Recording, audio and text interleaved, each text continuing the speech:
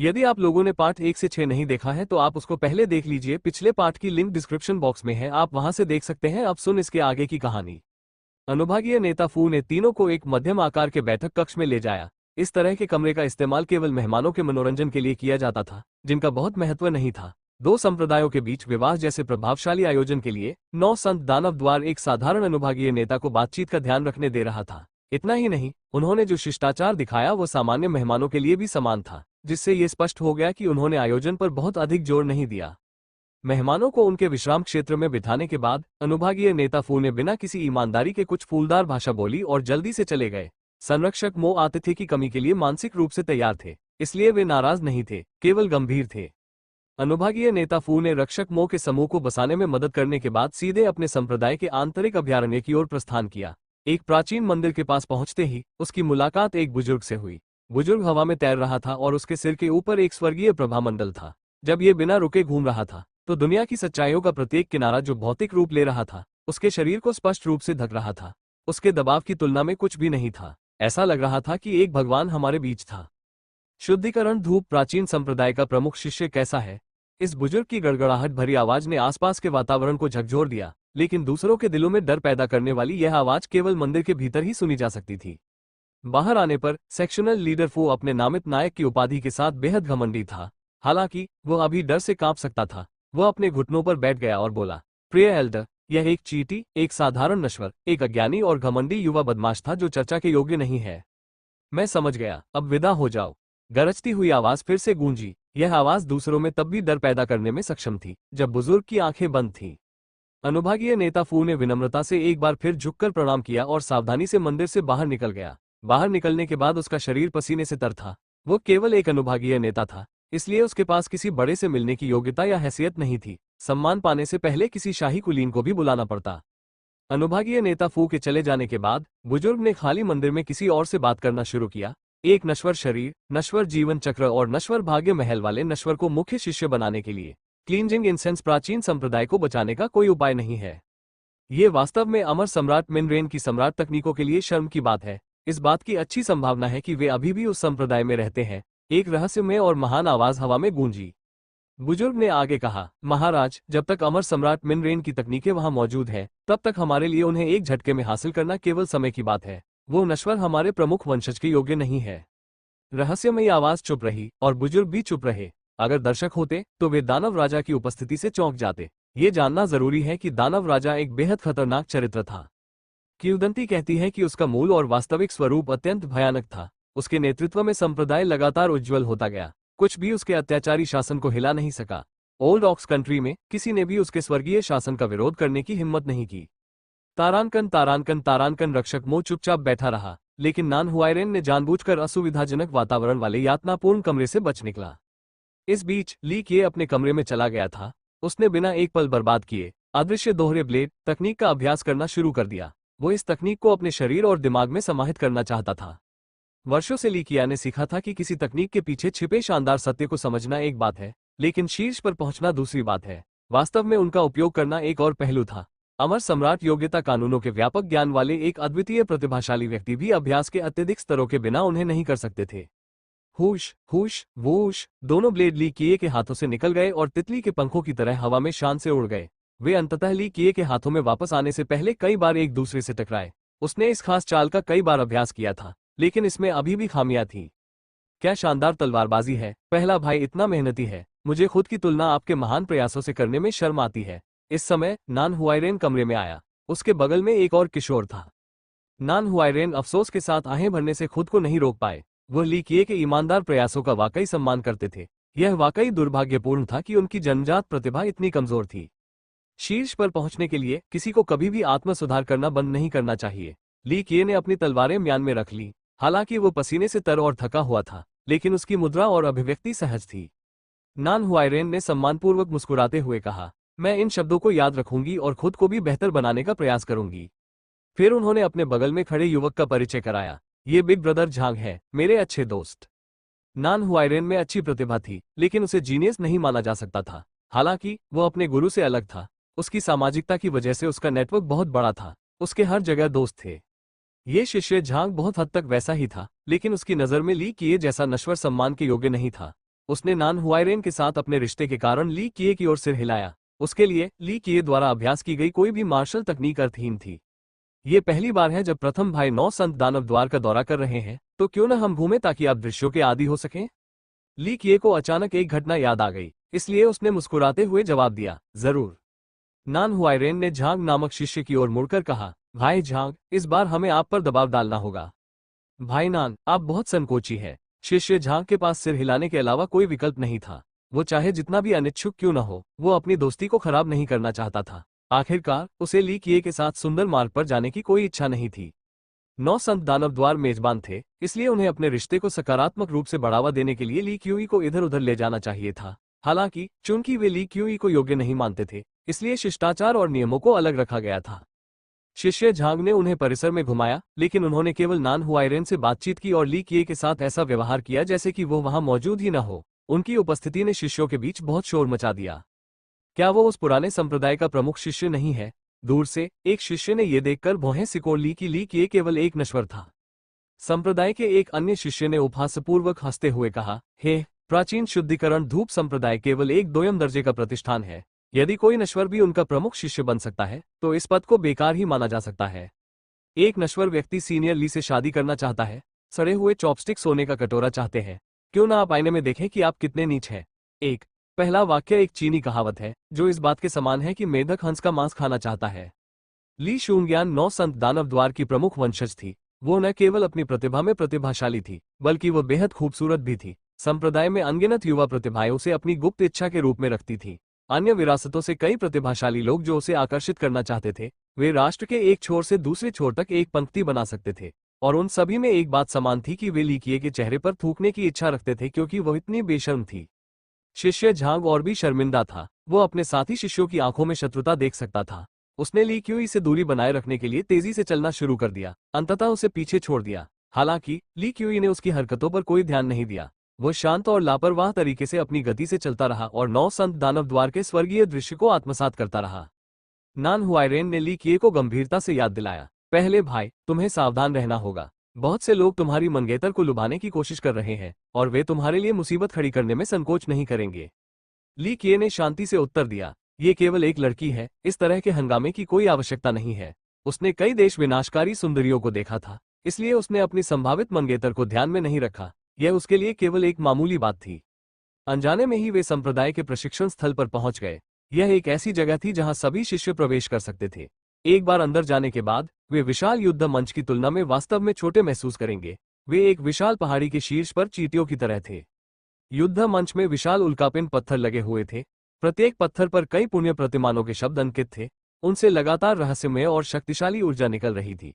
यह वह ऊर्जा थी जिसने युद्ध मंच की रक्षा की, जिससे प्रतियोगियों द्वारा किए जाने वाले किसी भी नुकसान से यह अछूता रहा।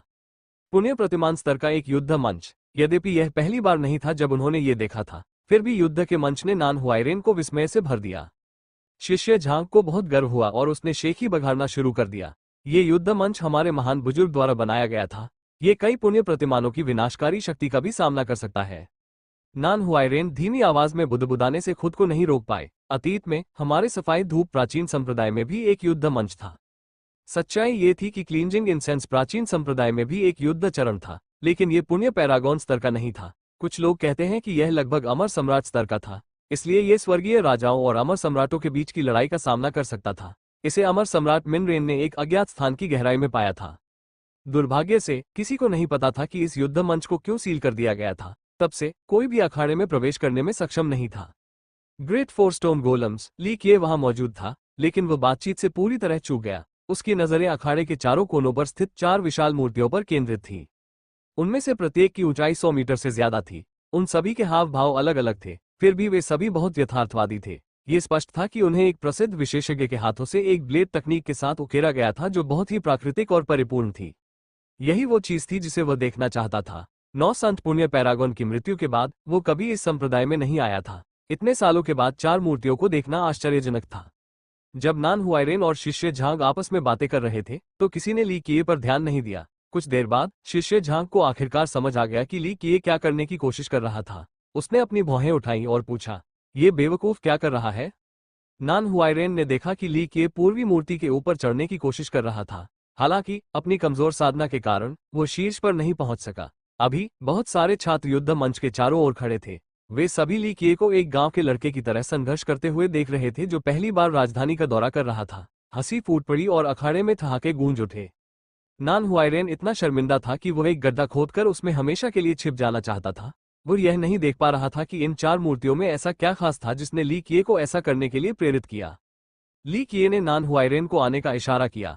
नान हुआइरेन मुख्य शिष्य को मना नहीं कर सकता था, खासकर तब जब उस व्यक्ति को पूरे संप्रदाय द्वारा अलग थलग किया जा रहा था। वो सभी शिष्यों की जांच करने वाली निगाहों के सामने उदास होकर ली किए के पास चला गया। ली किए ने शांति से आदेश दिया, यह मूर्ति बहुत ऊंची है, मुझे वहां ले चलो। हाँ, नान हुआइरेन अवाक रह गया। वो मन ही मन सोच रहा था कि क्या ली किए पागल हो गया है। 9 संत दानव द्वार के इतने सारे शिष्यों के सामने मूर्ति पर चढ़ना, यह उनके चेहरे पर एक जोरदार तमाचा था। क्या तुम मुझे ऊपर ले जाओगे या तुम मेरा बंदर शो देखना जारी रखना चाहते हो? ली किए ने बेपरवाही से टिप्पणी की, जैसे कि इन सब से उसका कोई लेना देना नहीं था। कोई और विकल्प न होने पर नान हुआइरेन ने ली किए को पकड़ लिया और छलांग लगा दी। एक ही झटके में वे मूर्ति के शीर्ष पर पहुंच गए। ली किए मूर्ति के कंधे पर बैठ गया और इत्मीनान से दूर तक देखता रहा, अपनी आंखों के सामने के दृश्य को निहारता रहा। नान हुआइरेन ली किए जितना मूर्ख नहीं था। वो तुरंत नीचे कूद गया और फिर मूर्ति के नीचे इंतजार करने लगा। वो वहीं खड़ा रहा, इंतजार करता रहा, कहीं कुछ हो न जाए। वो अपने साथी शिष्य को यूं ही नहीं छोड़ सकता था।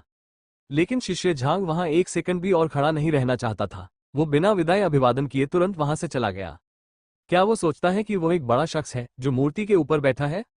ये देहाती आदमी बहुत ही असभ्य है। 9 संत दानव द्वार के शिष्यों की टिप्पणियों को अनदेखा करते हुए ली किए मूर्ति के कंधे पर बैठा रहा। उसने मूर्ति से फुसफुसाते हुए कहा, जैसे कि वो उससे बातचीत कर रहा हो। ली किए की पागलपन भरी और बेतुकी हरकतों ने दर्शकों को उनकी समझदारी पर सवाल उठाने पर मजबूर कर दिया। यह वाकई एक बेखौफ बेवकूफ था। हालांकि किसी ने उसे रोकने की कोशिश नहीं की। उन्हें लगा कि पागल आदमी के साथ हस्तक्षेप करना उनके लिए नीचता की बात है। आखिरकार ली किए को बैठे बैठे ऊब हो गई थी। उसने एक बार फिर नान हुआइरेन को इशारा करने के लिए अपना हाथ हिलाया। ऐसा लगा जैसे उसके कंधों से एक बड़ा पत्थर उतर गया हो। नान हुआइरेन को बहुत राहत मिली कि यह पागलपन खत्म हो गया था, क्योंकि उसने ली किए को जमीन पर गिरा दिया था। पहले भाई, सूरज ढल चुका है, क्या हम वापस जाकर आराम करें? नान हुआइरेन पूरे दिल से प्रार्थना कर रहा था कि यह प्रमुख शिष्य उसे और शर्मिंदगी से बचाए। कौन जानता है कि अगर वे अपना दौरा जारी रखते तो वो और क्या क्या करता। ये देखते हुए कि नान हुआइरेन एक मृत पिल्ला की तरह लग रहा था, ली किए ने हंसते हुए सहमति में अपना सिर हिलाया। तुम्हारी माँ, ली किए की शैतानी मुस्कान देखकर एक शिष्य चिल्लाया। शुद्धिकरण धूप प्राचीन संप्रदाय एक तीसरे दर्जे का संप्रदाय है। तुम सिर्फ एक मेढक हो जो हंस का मांस खाना चाहता है। उफ, एक गूंगे काले कछुए की हिम्मत है कि वो हमारे वरिष्ठ से प्रेम करे।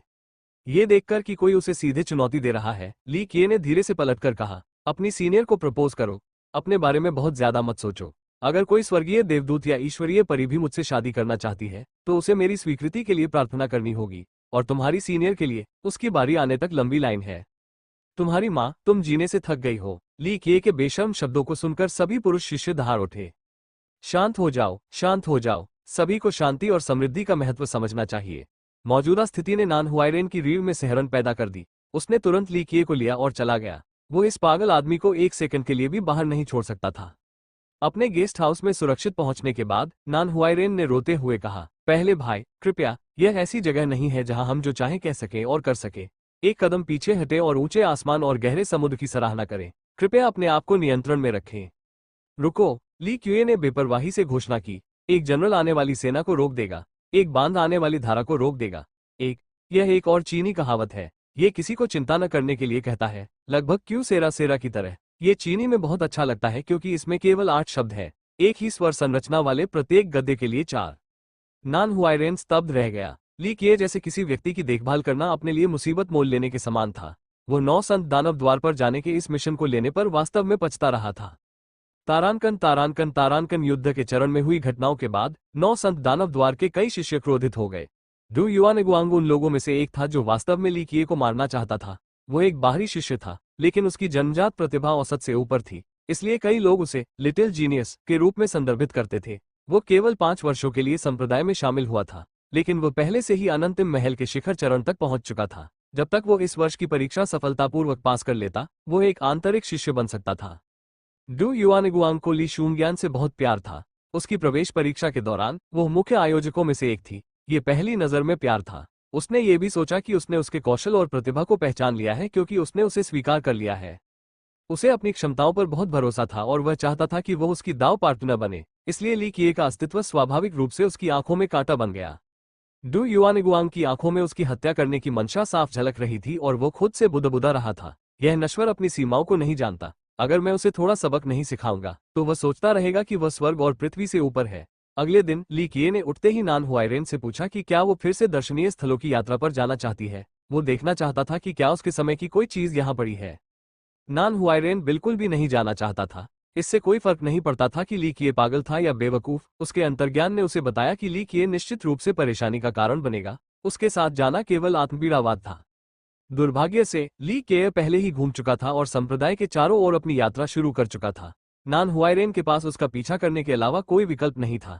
इस यात्रा के दौरान सबसे महत्वपूर्ण घटना विवाह परीक्षण थी। अगर ली केय को वास्तव में कुछ हो गया तो वह बिना किसी नुकसान के बच नहीं पाएगा। हालांकि उनके जाने के कुछ समय बाद ही वे डू युआनगुआंग और उसके बाहरी शिष्य मित्रों से घिर गए। ये शिष्य ली किए से सहमत नहीं थे। डू युआनगुआंग के नेतृत्व में यह इस घमंडी कमीने को सबक सिखाने का एक शानदार अवसर था।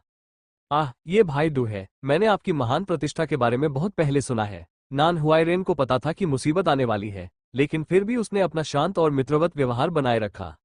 डू युआनगुआंग ने नान हुआइरेन को सिर्फ एक नजर देखा और कहा, नान हुआइरेन, तुम्हारा यहाँ कोई काम नहीं है, किनारे हट जाओ वरना हम तुम्हारे साथ भी निपट लेंगे। नान हुआइरेन का चेहरा उदास हो गया, लेकिन वह जानता था कि ताकतवर लोग कमजोर लोगों को खा जाते हैं, इसलिए उसने थोड़ा झुककर पूछा, भाई डू, इसका क्या मतलब है? इस बार डू युआनगुआंग ने नान हुआइरेन को पूरी तरह से नजरअंदाज कर दिया। उसने ली किए की तरफ एक ठंडी नजर से देखा जो कि हत्या के इरादे से भरी हुई थी। अपने हमेशा की तरह बेपरवाह रवैये के साथ ली किए ने डू युआनगुआंग की ओर कदम बढ़ाया और कहा, एक चतुर कुत्ता सड़क को अवरुद्ध नहीं करता है। यदि आप कुत्ते नहीं बनना चाहते हैं तो मेरे रास्ते से हट जाएं। ये सुनने के बाद नान हुआइरेन को पता चल गया कि सब कुछ बर्बाद हो गया है। खासकर जब उसने डू युआनगुआंग की आंखों में खून की प्यास देखी तो उसे पता चल गया कि यह संघर्ष के बिना खत्म नहीं होगा। एक क्रोधित शिष्य चिल्लाया, क्या तुम जीना नहीं चाहते? प्राचीन संप्रदाय की सफाई करने वाली धूप अब अमर सम्राट वंश कहलाने की योग्यता नहीं रखती। तुम हमारे सामने जोकर की तरह उछलने की हिम्मत करते हो? एक साधारण चींटी भी अनादर करने की हिम्मत कैसे कर सकती है? ली किए जवाब देने के लिए तैयार था, लेकिन नान हुआइरेन ने उसे तुरंत रोक दिया और फुसफुसाया, इस बारे में भूल जाओ प्रथम भाई, उनके बारे में चिंता मत करो। डू युआनगुआंग एक बाहरी शिष्य है जिस पर बहुत ध्यान दिया जा रहा है।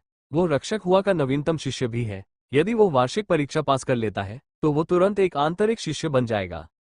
नान हुआइरेन का इरादा ली क्यूई को ये याद दिलाना था कि वे डू युआनगुआंग जैसे किसी व्यक्ति का विरोध नहीं कर सकते। उन्हें 9 संत दानव द्वार से एक रक्षक का समर्थन प्राप्त था। इस संप्रदाय में एक रक्षक का दर्जा सफाई धूप प्राचीन संप्रदाय के एक बुजुर्ग से भी अधिक था। डू युआनगुआंग ने कोई कदम नहीं उठाया। उसने केवल ठंडे स्वर में कहा, हम 9 संत दानव द्वार के लोग पुराने बैल देश पर शासन करते हैं। भले ही आप एक छोटे संप्रदाय से हो, फिर भी आप एक अतिथि हैं। हम आपके साथ हमारी स्थिति के अनुरूप न्यूनतम शिष्टाचार के साथ व्यवहार करना चाहेंगे। हालांकि मेरे एक भाई ने हाल ही में एक खजाना खो दिया है। ये हमारे सम्माननीय संप्रदाय में एक सामान्य घटना नहीं है। नान हुआइरेन का चेहरा उतर गया और वो घबरा गया। भाई डू, आपके शब्दों का क्या मतलब है? डू युआनगुआंग ने ली किए की ओर देखा और कहा, पिछले 2 दिनों में आपके संप्रदाय के लोगों के अलावा कोई अन्य मेहमान नहीं आया। डू युआनगुआंग ने स्पष्ट रूप से संकेत दिया कि चोर प्राचीन संप्रदाय से था। यह मामला केवल एक व्यक्ति को प्रभावित नहीं करता था, क्योंकि यह पूरे संप्रदाय की प्रतिष्ठा को भी बहुत प्रभावित करता है। यहाँ तक कि नान हुआइरेन जैसा चालाक व्यक्ति भी बदसूरत अभिव्यक्ति दिखाने से खुद को नहीं रोक सका। भाई डू, कृपया ध्यान रखें कि आप क्या कहते हैं। नान हुआइरेन इस मामले को कूटनीतिक तरीके से निपटाना चाहता था, लेकिन अब यह उसके अपने संप्रदाय की प्रतिष्ठा से जुड़ा हुआ था। वो इस तरह के अपमान को बर्दाश्त नहीं कर सकता था। देखो मैं क्या कहता हूँ, तुम्हारा संप्रदाय उजाड़ और भिखारी की तरह गरीब है। कौन गारंटी दे सकता है कि कोई चोर तुम्हारे संप्रदाय में घुसपैठ न कर ले? तुम्हारा प्रधान शिष्य तो बस एक कूड़ा है, इसलिए ये कहना अनुचित नहीं होगा कि तुम्हारे संप्रदाय ने चोरों की भर्ती की है। नान हुआइरेन का चेहरा गुस्से से लाल हो गया। एक ऐसे व्यक्ति के रूप में जो वास्तव में अपने संप्रदाय की परवाह करता था, वो इस उपहास को बर्दाश्त नहीं कर सकता था। इसलिए उसने जवाब दिया, भाई डू, हम आपके संप्रदाय के अनुभागीय नेता फू से मिलना चाहते हैं। चाहे कुछ भी हो, हम इस निराधार आरोप के बारे में आपके संप्रदाय से जवाब चाहते हैं। डू युआनगुआंग कुछ देर तक हंसता रहा, फिर उसने आत्मविश्वास से जवाब दिया, सेक्शनल लीडर फू से मिलो। नान हुआइरेन, ऐसा नहीं है कि मैं तुम्हारे लिए कुछ सम्मान नहीं रखना चाहता, लेकिन तुम और यह कचरा सेक्शनल लीडर फू से मिलने का अनुरोध करने की योग्यता नहीं रखते। हमारे सेक्शनल लीडर नामित नायक की उपाधि पाने के योग्य है, और यह अज्ञात है कि तुम्हारे बुजुर्ग भी उसी उपलब्धि के योग्य हैं या नहीं। हो सकता है कि तुम्हारे बुजुर्ग सेक्शनल लीडर फू से मिलने के योग्य हों, लेकिन तुम और यह कचरा, इसके बारे में सोचना भी मत। अपना भाषण समाप्त करने के बाद डू युआनगुआंग ने ली किए को घूरकर देखा। अन्य शिष्यों ने सहमति में ताली बजाई और ली किए को फिर से बुरे शब्दों से चिढ़ाना शुरू कर दिया। नान हुआइरेन गुस्से से कांप रही थी, लेकिन ली किए ने अपना संयम बनाए रखा और सावधानी से जवाब दिया, मेरे लिए इससे कोई फर्क नहीं पड़ता कि यह योजना आपके नेता या यहाँ तक कि आपके रक्षक की ओर से है। सच कहूं तो ऐसा इसलिए है क्योंकि आप अपनी सीनियर पर मोहित हैं। मुझे लगता है कि उसका नाम ली शूंग्यान था। भले ही मैंने उसे पहले कभी नहीं देखा हो, लेकिन आप बहुत तुच्छ है। आपके प्रमुख वंशज ली शूंग्यान की सगाई केवल एक तरफा मामला है। क्योंकि मैं आपके संप्रदाय की वर्तमान स्थिति का सम्मान करता हूं, इसलिए मैं उसे एक नौकरानी के रूप में रखने पर विचार करूंगा। और तुम्हारा क्या ख्याल है? ली किए ने आगे कहा, तुम बहुत भोले हो। अगर तुम्हारी देवी में ऐसी प्रतिभा होती तो वह तुम्हें अपनी नजरों में नहीं रखती। मैं पहले से ही उसकी परवाह नहीं करता, तो तुम मूर्ख की तरह उसके लिए मुझसे प्रतिस्पर्धा क्यों कर रहे हो? रास्ते से हट जाओ। तुम्हें छायादार जगह ढूंढनी चाहिए और अपने गर्म सिर को ठंडा करने के लिए आराम करना चाहिए। तुम कमीने, अगर तुम इतनी बुरी तरह मरना चाहते हो तो मैं खुशी खुशी तुम्हें मौत दिखाऊंगा। उन शब्दों से क्रोधित होकर डू युआनगुआंग ने अपनी तलवार के साथ साथ अपनी आभा भी बुलाई। डू युआनगुआंग, अगर तुम लड़ना चाहते हो तो मैं आंख नहीं मूंदूंगा। ली किए की बहादुरी को देखकर नान हुआइरेन, जो क्रोध से जल रहा था, बहुत बेहतर महसूस कर रहा था। हालांकि वो जानता था कि ली किए ने पहले कभी साधना नहीं की थी, इसलिए वो तुरंत उसके सामने पहरा देने लगा। ठीक है, मैं पहले तुम्हारा ख्याल रखूंगा, फिर उस छोटे कमीने को मार डालूंगा। डू युआनगुआंग की आंखों से भयंकर गुस्सा निकल रहा था। उसके लिए ली शूंग्यान एक अछूत देवी थी, फिर भी ली किए ने उसका अपमान करने की हिम्मत की। ली किए ने धीरे से नान हुआइरेन को पीछे धकेला और शांति से कहा, हुआइरेन, अगर कोई मेरी जान लेना चाहता है तो मैं ही उसका अंत करूंगा। तुम्हें पीछे खड़े होकर देखना चाहिए। अच्छा अच्छा, बहुत बढ़िया। डू युआनगुआंग अब क्रोधित नहीं था और इसके बजाय जोर से हंसा। यह अब तक सुनी गई सबसे मजेदार बात है। तुम जैसा घटिया आदमी किसी ऐसे व्यक्ति को मारना चाहता है जो मेरे जैसे प्रोविजनल पैलेस स्टेज पर है, तो ठीक है, मैं तुम्हें लड़ने का मौका दूंगा। ये जानते हुए कि वह एक नश्वर था, हर कोई जानता था कि ली किए किसी भी योग्यता कानून का उपयोग नहीं कर सकता था। अन्य शिष्यों को ली किए पर दया आ गई। मार्शल तकनीक बनाम योग्यता कानून। आप मूल बातें भी नहीं जानते, फिर भी आपका अहंकार छत से ऊपर है। ये बहुत अफसोस की बात है। ली किए को ऐसी टिप्पणियों से कोई फर्क नहीं पड़ा। उसने शांति से कहा, कोई बात नहीं, हर कोई इस लड़ाई को देख सकता है। ऐसा कहकर वो युद्ध के मंच की ओर चल पड़ा। तुम नहीं कर सकते। नान हुआइरेन डर से भर गया। उसने ली किए को पकड़ लिया और कहा, पहले भाई, यह असंभव है। डू युआनगुआंग प्रोविजनल पैलेस स्टेज के शिखर पर पहुंच गया है, तुम उसका मुकाबला नहीं कर सकते। कोई बात नहीं, वो प्रोविजनल पैलेस में ही है, रॉयल नोबल नहीं। और अगर 9 संत दानव द्वार का कोई रॉयल नोबल मेरे साथ खिलवाड़ करने की हिम्मत भी करता है तो मैं अपने मूड के हिसाब से उसे छोटे छोटे टुकड़ों में काट डालूंगा। ली किए ने हल्के से मुस्कुराकर नान हुआइरेन को धक्का दे दिया। नान हुआइरेन के सिर में दर्द होने लगा। उसका पहला विचार ये था कि उसका पहला भाई बूढ़ा हो गया है। ली किए को संप्रदाय में शामिल हुए अभी कुछ ही दिन हुए थे और उसने अभी तक सबसे बुनियादी साधना तकनीकों का अभ्यास भी शुरू नहीं किया था। उसके पास केवल अदृश्य दोहरे ब्लेड मार्शल तकनीक तक ही पहुंच थी। जो व्यक्ति केवल मार्शल आर्ट का अभ्यास करता है वो साधक के विरुद्ध युद्ध नहीं कर सकता। मार्शल तकनीकों की तुलना योग्यता कानूनों से करना स्वर्ग और पृथ्वी की तुलना करने के समान था। ये तो बताने की आवश्यकता ही नहीं है कि डू युआनगुआंग प्रोविजनल पैलेस स्टेज का भी विशेषज्ञ था। नान हुआइरेन को होश आया और वो तुरंत अपने स्वामी रक्षक मो को खोजने चला गया। वो जानता था कि अगर ये लड़ाई हुई तो इसका परिणाम केवल मौत ही होगी। ली किए और डू युआनगुआंग की लड़ाई की खबर 9 संत दानव द्वार के शिष्यों द्वारा जानबूझकर फैलाई गई थी। ये बात पूरे संप्रदाय में फैल गई। डू युआनगुआंग का काफी प्रभाव था और वह संप्रदाय में काफी लोकप्रिय था क्योंकि वो भर्ती होने के बाद सिर्फ 5 साल में ही प्रोविजनल पैलेस तक पहुंच गया था। यहाँ उसे एक प्रतिभाशाली व्यक्ति माना जाता था। वर्तमान क्लींजिंग इंसेंस प्राचीन संप्रदाय में वो प्रतिभाशाली लोगों में एक प्रतिभाशाली व्यक्ति होगा। यहाँ तक कि जिन वरिष्ठों ने इस चुनौती के बारे में सुना वे भी आश्चर्यचकित थे। डू युआनगुआंग को चुनौती? कुछ शिष्य जिन्होंने ली किए के बारे में कभी नहीं सुना था, वे काफी उत्सुक थे। वो रक्षक हुआ का नवीनतम शिष्य है। भले ही उसका गोल्डन वुल्फ फिजिक अभी अभी हॉटियन तक पहुंचा है, फिर भी यह एक दुर्जेय प्रकार का शरीर है। क्लींजिंग धूप प्राचीन संप्रदाय के प्रमुख शिष्य की वर्तमान साधना क्या है? एक शिष्य ने मजाक में उत्तर दिया, हाँ, सीनियर शेंग बहुत ज्यादा चिंता करते हैं। वो संप्रदाय सबसे अच्छा औसत है और उसके पास कोई विशेषज्ञ नहीं है। उनका मुख्य शिष्य एक नश्वर शरीर, नश्वर जीवन चक्र और नश्वर भाग्य महल वाला एक बेकार का टुकड़ा है। वो केवल 2 दिनों के लिए क्लींजिंग इंसेंस प्राचीन संप्रदाय में शामिल हुआ था, इसलिए उसके पास मार्शल तकनीकों का अभ्यास करने के लिए केवल समय था। यहाँ तक कि सबसे बुनियादी योग्यता कानून भी उसे समझ में नहीं आते। ये खबर सुनने के बाद जो वरिष्ठ ली किए को पहले से नहीं जानते थे वे और भी हैरान हो गए। एक मार्शल आर्टिस्ट एक साधक को चुनौती दे रहा है, वो जीने से थक गया होगा। यह वैसा ही है जैसे एक बछड़ा बाघ से नहीं डरता। कितना दुखद। एक और कहावत, जिसका अर्थ है कि एक व्यक्ति खतरे को पहचानने के लिए बहुत भोला है। बहुत से वरिष्ठों ने इसमें रुचि खो दी, क्योंकि उनका मानना था कि एक ही चाल के बाद लड़ाई समाप्त हो जाएगी। डू युआनिगुआंग को केवल एक ही झटके की जरूरत थी और सब कुछ खत्म हो जाता। ये खबर कुछ गुटिये नेताओं और संरक्षकों के कानों तक भी पहुंची। उन्होंने इसके निहितार्थ पर विचार करते हुए सिर हिलाया।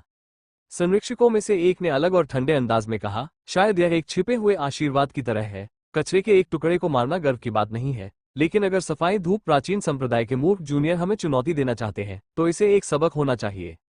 इस टिप्पणी ने कुछ संरक्षकों और अनुभागीय नेताओं को भौहें सिकोड़ने पर मजबूर कर दिया। आखिरकार यह अभी भी एक अमर सम्राट संप्रदाय था। वर्तमान में इसमें अभी भी सम्राट स्तर की साधना पद्धतियां थी और सबसे महत्वपूर्ण बात, अमर सम्राट मिन रेन की विरासत थी। हर कोई उस संप्रदाय को भूखे बाघों की तरह देख रहा था, जो हमला करने के लिए सही समय का इंतजार कर रहे थे।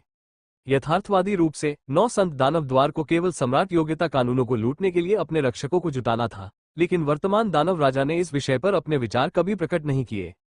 इस कारण उच्च वर्ग भी चुप रहे। यदि दानव राजा ने आदेश दिया तो कोई व्यक्ति तुरंत बिना किसी हिचकिचाहट के संप्रदाय को छोड़ देगा और नष्ट कर देगा। जब उच्च अधिकारी अभी भी विचार विमर्श कर रहे थे, ली किए पहले से ही युद्ध के मंच पर खड़ा था। इस घटना के लिए काफी भीड़ इकट्ठा हुई थी। वे बस ये देखना चाहते थे कि डू युआनिगुआंग किस तरह की यातना का इस्तेमाल करेगा। जब डू युआनिगुआंग युद्ध के मंच पर आया तो एक शिष्य ने जोर से चिल्लाकर कहा, वरिष्ठ डू, एक वार से उसका सिर काट दो। एक और ने कहा, एक तलवार का वार उसके लिए बहुत दयापूर्ण है। उसने सीनियर ली और हमारे संप्रदाय का अपमान करने की हिम्मत की, इसलिए आपको उसे टुकड़े टुकड़े करके मारना होगा। एक वरिष्ठ ने अपना मुंह खोला, हमारे संप्रदाय का अपमान करने का एकमात्र परिणाम मृत्यु है। जूनियर डू, जल्दबाजी मत करो। उसके हाथ और पैर काट दो, लेकिन उसे मत मारो। क्लींजिंग इंसेंस प्राचीन संप्रदाय के आने और माफी मांगने का इंतजार करो। पूरे ग्रैंड मिडिल टेरिटरी नहीं, पूरे मॉर्टल एम्परर वर्ल्ड को पता चले कि हमारा विरोध करने का क्या नतीजा होगा। युद्ध के मंच पर ली किए ने डू युआनिगुआंग को घूरते हुए चिढ़ाते हुए कहा, क्या 9 संत दानव द्वार के शिष्य केवल शब्दों का उपयोग कर सकते हैं? तुम लोग वास्तव में अपने मुंह का उपयोग करने में विशेषज्ञ हो। मूर्ख जानवर, मुझे तुम्हारा सिर तुम्हारे शरीर से अलग करने के लिए केवल एक तलवार के वार की जरूरत है। डू युआनिगुआंग ने अपनी थोड़ी उठाई, स्पष्ट रूप से अपने प्रतिद्वंद्वी को नीचे देखते हुए। ली किए ने सहजता से जवाब दिया, अगर तुम लड़ना चाहते हो तो लड़ो, इतना समय बर्बाद मत करो। उसके बाएं हाथ ने अपने ब्लेड को कसकर पकड़ लिया। उसने इसे क्षैतिज रूप से उठाया और धार को डू युआनिगुआंग की ओर इशारा किया और फिर घोषणा की, अपना कदम बढ़ाओ, मर जाओ। ली किए के निडर रवैये से क्रोधित होकर डू युआनिगुआंग ने अपनी चाल चली। तलवार का ऐसा वार हुआ कि लगा कि वो आसपास की जगह को नष्ट कर देगा। ये बिजली की तरह तेज था। डू युआनिगुआंग के असीम क्रोध के साथ तीखे हमले ने ली किए के दिल पर हमला किया। ली किए ने एक कदम भी पीछे नहीं हटाया, इसके बजाय वो आगे बढ़ा। उसके हर कदम के साथ उसके बाएं हाथ में ब्लेड एक स्वर्गीय सांप की तरह नाच रहा था और तेजी से डू युआनिगुआंग की तलवार की तकनीक को विफल कर रहा था। अखाड़े में एक कर्कश आवाज गूंजी, जो ये संकेत दे रही थी कि मांस काटा गया था। हालांकि डू युआनिगुआंग की तलवार ली किए के दिल में नहीं घुसी, लेकिन उसने उसके बाएं कंधे को छेद दिया था। कीट, डू युआनिगुआंग ने मुस्कुराते हुए कहा। हालांकि बस एक पल बाद जब उसकी तलवार अभी भी ली किए के बाएं कंधे में फंसी हुई थी, उसके प्रतिद्वंद्वी का दाहिना हाथ हिलना शुरू हो गया। पलक झपकते ही डू युआनिगुआंग ने भी ली किए के ब्लेड की हरकत नहीं देखी। अच्छा, ब्लेड बहुत तेज थे। उन्होंने रहस्यमय सत्य को उजागर किया जिसकी तुलना कुछ भी नहीं कर सकता। किसी ने ब्लेड के प्रक्षेपवक्र को नहीं देखा। 9 संत दानव गेट शिष्यों ने जोर से जयकारे लगाए जब उन्होंने डू युआनिगुआंग की तलवार को जुड़ते देखा। उसी क्षण जब तलवार ली किए के बाएं कंधे से टकराई, नान हुआइरेन और प्रोटेक्टर मो वहां पहुंचे। प्रोटेक्टर मो ने तलवार को टकराते हुए देखा और चिल्लाया, कृपया अपनी तलवार नीचे करो और उसे छोड़ दो। कुछ ही देर बाद डू युआनिगुआंग के गले से खून टपकने लगा। अचानक खून की धार बहने लगी और डू युआनिगुआंग का शरीर धीरे धीरे जमीन पर गिर गया। ली किए ने अदृश्य दोहरे ब्लेड तकनीक का उपयोग करके अपने दोनों ब्लेड बेरहमी से फेंक दिए थे। फ्लॉप फ्लॉप, डू युआनिगुआंग का शरीर 2 ब्लेडों से कट गया। जैसे ही वे जादुई रूप से एक दूसरे से टकराए, उसका शरीर 5 टुकड़ों में बंट गया और फिर जमीन पर गिर गया। अखाड़ा खून से भर गया। डू युआनिगुआंग की आंखों में घबराहट और पछतावे के भाव झलक रहे थे। उसे समझ नहीं आ रहा था कि वह कैसे गिर गया। उसे कैसे पता चल सकता था कि ली किए की तकनीक को अमर सम्राट मिनरेन ने ही निखारा था। हालांकि इसकी तुलना सम्राट स्तर के योग्यता कानूनों से नहीं की जा सकती थी, लेकिन अमर सम्राट द्वारा निखारी गई मार्शल तकनीक को कम करके नहीं आंका जा सकता था। इससे भी ज्यादा भयावह बात यह थी कि ली क्यूई ने इस तकनीक के रहस्यमय सत्य को कैसे समझा था। उस प्राचीन युग से ही केवल सम्राट और ली क्यूई ही इस तकनीक के पीछे के सिद्धांतों को पूरी तरह से समझ पाए थे। इस स्तर पर यह तकनीक एक शाही रईस को भी मार सकती थी। डू युआनिगुआंग अपने प्रतिद्वंद्वी को कम आंकते हुए मैच में उतरे, इसलिए उन्होंने कोई बचाव तैयार नहीं किया। उनके पास कोई रास्ता नहीं था जिससे वे बेजोड़ हमले से बच सके। ली किए ने इस चाल को अंजाम देने के लिए अपने बाएं कंधे का इस्तेमाल किया। इस समय पूरा युद्ध मंच पूरी तरह से शांत था। हंसी और ठहाके गायब हो गए। ऐसा लग रहा था कि समय ही रुक गया है। नान हुआइरेन के जबड़े जमीन पर गिर गए। वो ली किए को बचाने के लिए जल्दी से यहाँ आया। उसने कभी सपने में भी नहीं सोचा था कि ली किए को अपने प्रतिद्वंद्वी को टुकड़े टुकड़े करने के लिए सिर्फ एक वार की जरूरत होगी। ली किए धीरे धीरे अपने कंधे से जादुई तलवार हटा रहा था। तलवार के उसकी हड्डी पर रगड़ने की आवाज धीरे धीरे चीख रही थी, लेकिन ली किए में दर्द के कोई लक्षण नहीं दिखे। आखिरकार उसने पहले भी इससे भी बदतर अनुभव किए थे। उसने तलवार फेंक दी और रिंग से बाहर निकल गया। फिर उसने भीड़ पर एक नजर डाली और उदास और खेदजनक भाव के साथ बड़बड़ाया, ऐसा लगता है कि मेरी ब्लेड तकनीक में अभी भी कुछ कमी है। मुझे एक वार करना पड़ा और खुद को घायल कर लिया। अभी अभी जो हुआ था उसे याद करते हुए नान हुआइरेन के जबड़े अभी भी जमीन से चिपके हुए थे। इतने लंबे समय तक खुले रहने के बाद अगर यह उखड़ जाए तो कोई आश्चर्य की बात नहीं होगी। एक कल्टीवेटर को मारने के लिए एक ब्लेड और वह दुखी होने का नाटक कर रहा था। यह आदमी बेशर्म था। जहां तक 9 संत दानव द्वार शिष्यों की बात है, उनकी आत्माएं अभी तक अपने शरीर में वापस नहीं लौटी थी। डू युआनेगुआंग अपने साथियों के बीच एक प्रतिभाशाली व्यक्ति था, लेकिन उसे उसके प्रतिद्वंद्वी ने तुरंत ही मार डाला। रक्षक मो सबसे पहले अपने आप को संभाल पाया। उसने तुरंत ली किए के घाव को ढक दिया ताकि खून का बहाव रुक जाए और गंभीरता से कहा, अब जाओ। उन्होंने ली किए को उठाया और नान हुआइरेन को अपने पीछे लेकर अखाड़े से बाहर चले गए। ली किए को शांत करने के बाद प्रोटेक्टर मो बस वही बेमतलब बैठा रहा। अभी उसके पास ये सोचने का समय नहीं था कि ली किए ने डू युआनेगुआंग को कैसे मारा। वो तबाह हो गया था क्योंकि वह 9 संत दानव द्वार से एक शिष्य को मारने के परिणामों को जानता था। यह एक बहुत बड़ी आपदा थी। दूसरी ओर नान हुआइरेन ली क्यूई के घाव को एक विशेष चांदी के पेस्ट से उपचारित कर रहा था। इसके बाद उसने कंधे के चारों ओर पट्टियां बांध दी। पूरे समय वो सोचता रहा कि आखिर हुआ क्या था। ये कैसे संभव है कि एक मार्शल तकनीक एक प्रोविजनल पैलेस विशेषज्ञ को मार सके। उसने ली किए को पहले भी इस चाल का अभ्यास करते देखा था। हालांकि यह सराहनीय था, लेकिन उसे वास्तव में इसकी परवाह नहीं थी क्योंकि यह केवल एक मार्शल तकनीक थी। ऐसा केवल इसलिए है क्योंकि आप सत्य को नहीं समझते हैं। अपनी कुर्सी पर आराम से बैठे ली किए नान हुआइरेन की उलझन भरी अभिव्यक्ति से प्रसन्न थे। हालांकि नान हुआइरेन कोई प्रतिभाशाली व्यक्ति नहीं था, लेकिन वो कौशल से रहित नहीं था। अन्यथा वो अन्य सभी शिष्यों के बीच हॉल मास्टर नहीं होता। उसने पहले अदृश्य दोहरे ब्लेड मैनुअल पढ़ा था। उसकी नज़र में ये केवल एक सामान्य मार्शल तकनीक थी, लेकिन ली किए के हाथों में इसमें एक भयानक आक्रामक शक्ति थी। उसने ली किए को ध्यान से देखा। एक चतुर व्यक्ति के रूप में वो एक नज़र में किसी व्यक्ति की विशेषताओं और भावनाओं को पहचानने में सक्षम था। हालांकि वो अपने सामने 13 वर्षीय ली किए को नहीं देख सका। 13 साल की उम्र में युवा किसी संप्रदाय में शामिल होते हैं। यह अभी भी एक ऐसी उम्र थी जहां वे भावनात्मक रूप से उत्तेजित हो सकते थे। हालांकि ली किए के पास एक शांत आभा थी जो एक महासागर की तरह गहरी थी। इसे शब्दों में बयां करना मुश्किल था। उसकी नश्वर काया, नश्वर जीवन चक्र और नश्वर भाग्य महल ने बुजुर्गों और नान हुआइरेन को उस पर संदेह करने पर मजबूर कर दिया। वास्तव में नान हुआइरेन ने सोचा था कि ली किए को उनके पहले संपर्क के दौरान एक मानसिक बीमारी थी। एक मानसिक बीमारी जो किसी को सभी परिस्थितियों में अभिमानी और लापरवाह बना देती है। हालांकि इन पिछले कुछ दिनों के बाद वो ये समझने लगा था कि अहंकार और शांति स्वाभाविक रूप से ली किए का हिस्सा थे। यह एक बड़ी आपदा है। रक्षक मो घबरा गया क्योंकि उसके पास कोई समाधान नहीं था। मुकदमा खत्म हो गया है। हमें अपने संप्रदाय में वापस लौटना होगा। अभी यहाँ रहना शेर की मांद या ड्रैगन की गुफा में रहने जैसा था। अभी उसके दिमाग में बस एक ही बात थी कि भाग जाना चाहिए। ये तो बस एक छोटी सी बात है, हमें भागना क्यों है? अपराधी के रूप में ली किए अपनी कुर्सी पर आलसी ढंग से बैठा हुआ था। उसने धीरे से कहा, मेरे लिए 9 संत दानव द्वार से ज्यादा सुरक्षित कोई जगह नहीं है। प्रोटेक्टर मो ने गुस्से से ली किए को घूरा। वो वास्तव में उसे कुछ थप्पड़ मारना चाहता था। हालांकि उसे तब याद आया कि एक आपदा आ रही थी और उसने इस बदमाश को सबक सिखाने की सारी इच्छा खो दी। तुम्हें क्या पता? प्रोटेक्टर मो की तरह सामान्य रूप से संयमित और शांत रहने वाला कोई व्यक्ति ली किए को डांटने से खुद को नहीं रोक सका। क्या तुम्हें लगता है कि तुम डू युआनेगुआंग को मारने में भाग्यशाली होने के बाद स्वर्ग के नीचे अद्वितीय हो?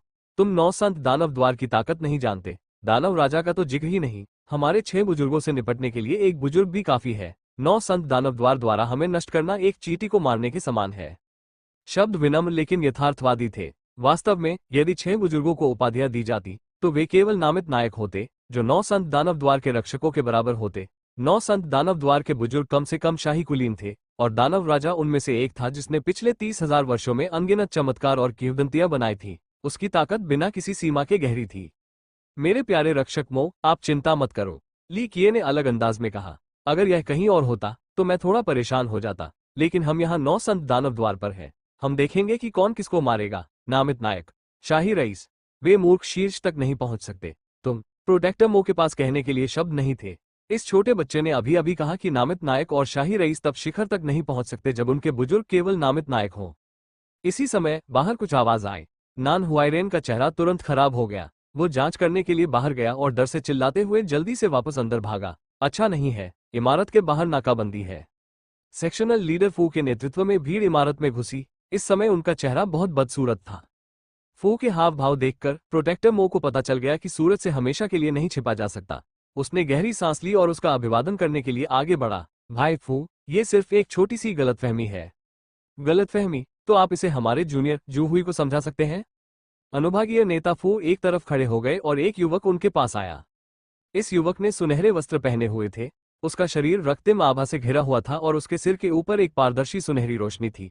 वो केवल 20 वर्ष का था, लेकिन उसकी आभा पहले से ही भयानक थी। जब उसने उस युवक को देखा तो प्रोटेक्टर मो कांप उठा। उसके सामने खड़ा आदमी संभवतः स्वर्ग के आदेश के चरण तक पहुंच गया था। ये बिल्कुल अविश्वसनीय था। प्रोटेक्टर मो को स्वर्ग के आदेश तक पहुंचने में 50 साल लग गए। अनुभागीय नेता फू ने ठंडे स्वर में कहा, ये जू हुई है, रक्षक हुआ का पहला शिष्य। डू युआनगुआंग रक्षक हुआ का नवीनतम शिष्य था, लेकिन अब वह मर चुका है। जूनियर जू हुई क्षतिपूर्ति चाहता है। जू हुई आगे बढ़ा। उसकी आंखों से सुनहरी रोशनी निकल रही थी, जिससे वह एक तलवार की तरह लग रहा था जिसे म्यान से बाहर निकाल दिया गया हो।